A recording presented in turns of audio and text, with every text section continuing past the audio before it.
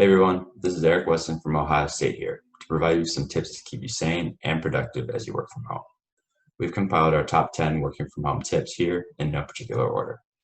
So without further ado, let's get going. Our first recommendation is to maintain regular working hours. Preliminary data is actually showing us that Americans are working longer hours during this time period. So having clear guidelines for knowing when to work or when to throw in the towel for the day could help you maintain a better work-life balance. In a similar light, we recommend that you create a routine during this time period and stick to it. When we were all traveling to an office, we inherently had some time built into our day to grab a cup of coffee, check up on the news, or even clear our heads during the drive.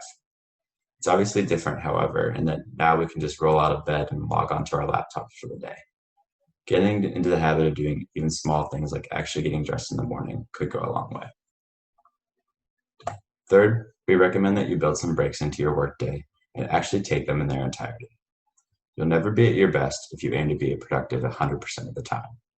And oftentimes, taking a break from whatever you're working on will give you a fresh perspective when you try to get back to it. Moreover, if you're working at a computer all day, breaks are necessary to help reduce the risk of computer or work-related musculoskeletal injury. Make sure to stand up, stretch, maybe walk around a bit, at least once every hour. And build in some longer 10 to 15 minute work breaks in your day too. Fourth, leave home. We recommend leaving at least once a day. Take a walk, read a book outside, mow the lawn, whatever you so choose. Our bodies were meant to move, plus fresh air, and if you're lucky, some sunlight will do you good. Of course, when you do go out, you should also follow appropriate social distancing guidelines. Fifth, prioritize ergonomics. I'm sure we're all missing our dual monitors or ergonomic office chairs at this point. However, this does not mean that we can't optimize or at least improve upon our own work from home setups. Contact your employer and see if some of the office equipment that you had at work can be brought back home during this time period. If not, there's also some quick fixes or hacks that you can do to allow for a better work from home setup.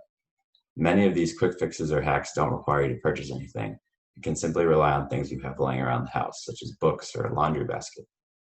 We will also be posting some other videos in this series with our own recommendations. Sixth, keep a dedicated office space.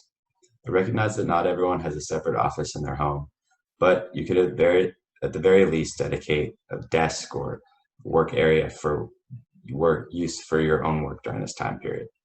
It would also be a good idea to set some ground rules with the other people that you're now sharing your workspace with, including your family members, roommates, etc.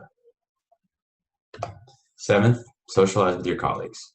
What is obviously missing during this time period is the random conversation that might occur as you pass a colleague in the hall or stand at a water cooler together.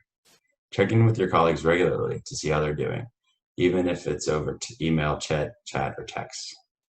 I know we're all overwhelmed with video calls at the moment, but it may also be beneficial to schedule some virtual coffee breaks or virtual happy hour meetings with your team. And on the topic of virtual meetings, our ninth tip is to show up to your meetings and be heard. I promise that your colleagues miss seeing you, miss hearing from you, so turn on your video during these meetings.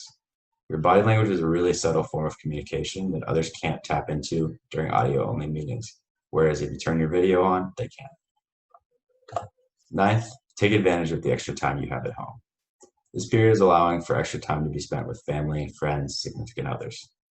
We also have a bit of time on our hands to return to the hobbies that we may have forgotten, such as finishing that book that you've been meaning to finish or making recipes that have always seemed too adventurous.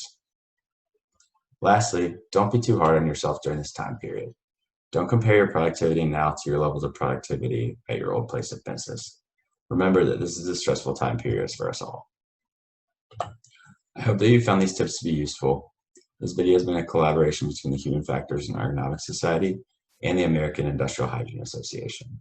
If you like this video, make sure to check out some of the other content that our team has created. Thank you.